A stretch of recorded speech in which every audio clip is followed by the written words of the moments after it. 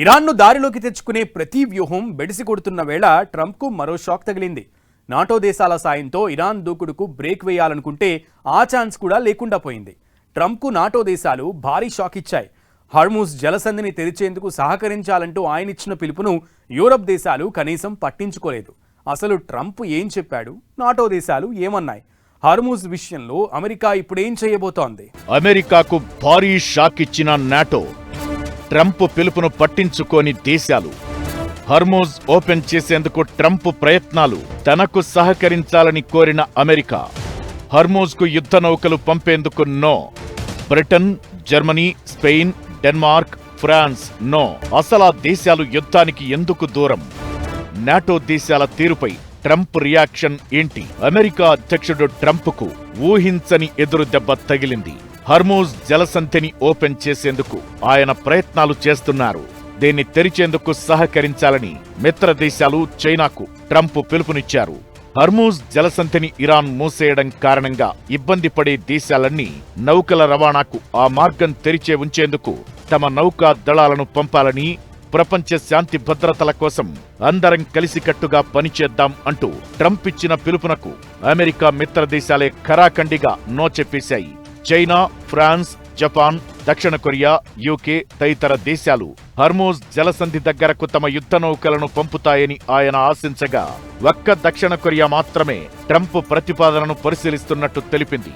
మిగతా దేశాలేవి సానుకూలంగా స్పందించలేదు. తమకు ప్రస్తుతానికి అలాంటి ఆలోచన ఏదీ లేదని జపాన్ ప్రధాని ఆ దేశ పార్లమెంట్లో తెలపగా, ఆస్ట్రేలియా కూడా అదే మాట చెప్పింది. యుద్ధ నౌకలను హార్ముజ్ జలసంధికి పంపితే ఆ ప్రాంతంలో ఉద్రిక్తతలు పెరుగుతాయంటూ యూకే ప్రధాని ట్రంప్ అభ్యర్థనను తోసిపుచ్చారు. ట్రంప్ పిలుపునకు జర్మనీ కూడా నో చెప్పేసింది. సముద్ర మార్గాలను కాపాడుకునే విషయంలో జర్మనీ ఎప్పుడు నిర్మాణాత్మక సహకారాన్ని అందిస్తుందని, హార్ముజ్ దగ్గరకు తమ దేశ నౌకలు ఇప్పటికిప్పుడు వెళ్లాల్సిన అవసరం కనబట్లేదని స్పష్టం చేసింది. అత్యంత శక్తివంతమైన అమెరికా యుద్ధ నౌకలు చేయలేని పనిని యూరప్ దేశాలకు చెందిన యుద్ధ నౌకలు చేస్తాయని ట్రంప్ ఎలా అనుకుంటున్నారని జర్మనీ మంత్రి ప్రశ్నించారు. అసలు తమ యుద్ధం కాదని, ఈ వార్ను తాము ప్రారంభించలేదని అంటున్నారు. ఇక హార్ముజ్కు తామేమీ యుద్ధ నౌకలను పంపబోమని ఫ్రాన్స్ ఇప్పటికే ప్రకటించింది. ఇకటు నాటో సభ్య దేశాలైన స్పెయిన్, బెల్జియం, ఇటలీ, డెన్మార్క్ కూడా ఈ యుద్ధంలో పాల్గొనేది లేదని సంకేతాలిచ్చాయి.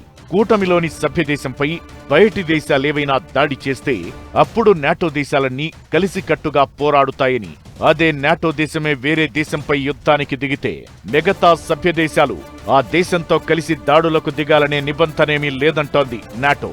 అమెరికన్ లీడర్షిప్ ఏదైతే ఉందో అది యూరోపియన్ కంట్రీస్ ని చాలా పెద్ద ఎత్తున దూషించడం జరిగింది. అటువంటి తరుణంలో మొన్నటి దాకా గ్రీన్లాండ్ కూడా మాకు యూరోపియన్ కంట్రీస్ ఏం ఆలోచిస్తున్నాయో దాంతో సంబంధం లేకుండా మేము విలీనం చేసేసుకుంటాం, అమెరికాలో గ్రీన్లాండ్ ని విలీనం చేసుకుంటాం అని చెప్పింది అమెరికా నాయకత్వం. అటువంటి తరుణంలో మనం వెళ్ళి మళ్ళీ అమెరికాతో కలిసి యుద్ధం చేయటం అవసరమా అని వాదించే వాళ్ళు కొంతమంది ఉన్నారు. మరో పక్కన తీసుకుంటే కనుక అసలు ఈ యుద్ధం స్టార్ట్ చేసేప్పుడు నేటో అలైస్ ఎవరైతే ఉన్నారో, నేటో సభ్యత్వం ఉన్నటువంటి దేశాలు ఎవరైతే ఉన్నారో వాటితో మీరు ఏమీ సంప్రదింపులు జరపలేదు. హార్ముజ్ కు ఇరాన్ తాళం వేసింది. జలసంధి సమీపంలోని ఫుజైరా టెర్మినల్ పై డ్రోన్లతో ఎక్కుపెట్టింది. హార్ముజ్ రక్షణ కోసం యుద్ధ నౌకలను పంపాలని ట్రంప్ 7 దేశాలను కోరారు. 5 ప్రధాన దేశాల పేర్లను మాత్రమే ప్రస్తావించారు. ఈ దేశాలు మాత్రమే కాదు, ఇరాన్, ఇజ్రాయెల్ యుద్ధంలో అమెరికా జోక్యంపై 32 దేశాల నాటో మౌనం పాటిస్తూ మిశ్రమంగా స్పందిస్తున్నట్లు కనిపిస్తోంది. అమెరికా లక్ష్యాలను రాజకీయంగా నాటో దేశాలు సపోర్ట్ చేస్తున్నా యుక్రెయిన్ విషయంలో చూపించిన ఉత్సాహం, శ్రద్ధ ఇక్కడ చూపించడం లేదనే అభిప్రాయాలు వినిపిస్తున్నాయి. తమ సొంత ఆర్థిక, చట్టపర, రాజకీయ కారణాలతో నేరుగా సైనిక జోక్యానికి దూరంగా ఉంటున్నాయి. ఈ వివాదంలో నేరుగా తలదోర్చడానికి బదులు దౌత్యపరమైన పరిష్కారాలకే మొగ్గు చూపుతున్నారు. ఇకటు ట్రంప్ వ్యాఖ్యలు నాటో మిత్ర దేశాల మధ్య తీవ్ర చర్చకు దారితీస్తున్నాయి.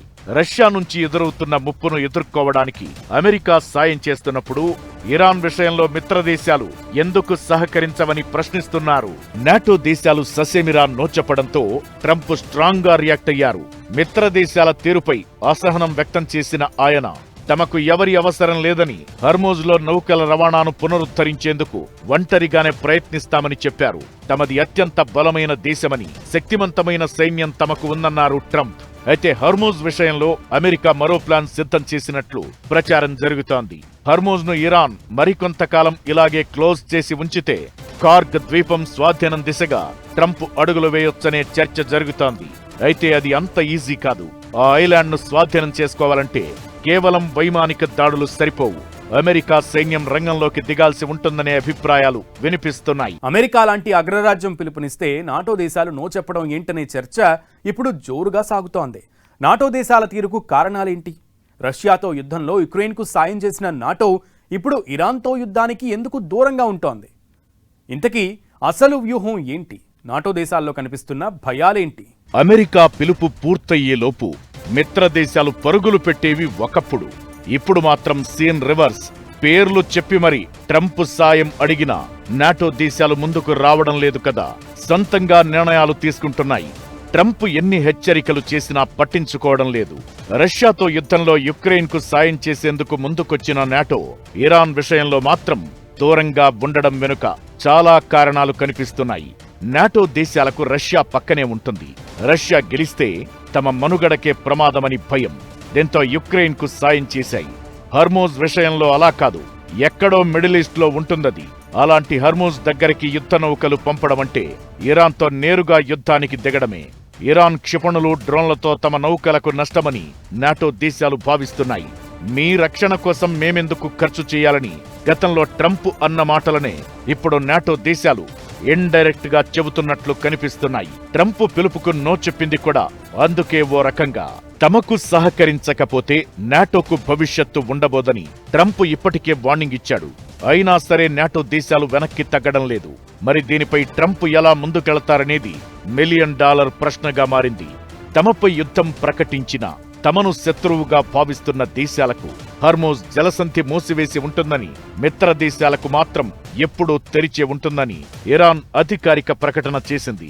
ఇప్పటికిప్పుడు యుద్ధ నౌకలను పంపించి ఇరాన్తో యుద్ధం కోరుకుంటే చమురు రవాణా ఆగిపోయి ఆర్థిక వ్యవస్థపై భారం పడుతుంది. అందుకే నాటో దేశాలు అమెరికా పిలుపునకు నో చెప్పి ఉంటాయనేది మరికొందరి వాదన. ఇక ఇరాన్ ప్రకటనతో భారత్తో పాటు పలు దేశాలకు బిగ్ రిలీఫ్ దక్కింది. ఇప్పట్లాగే చమురు నౌకలు హర్మూజ్ జలసంధి ద్వారా ప్రయాణించే అవకాశాలు కనిపిస్తున్నాయనే చర్చ జరుగుతోంది. ఇదంతా ఎలా ఉన్నా హర్మూజ్ విషయంలో నాటో దేశాలతో అమెరికాకు దూరం పెరగడం ఖాయమనే చర్చ జరుగుతోంది. ఏమైనా అమెరికా లాంటి దేశం అడిగినా పిలిచినా నాటో దేశాలు ముందుకు రాలేదంటే అది ట్రంప్నకు భారీ షాక్ అనడంలో ఎలాంటి అనుమానం లేదు.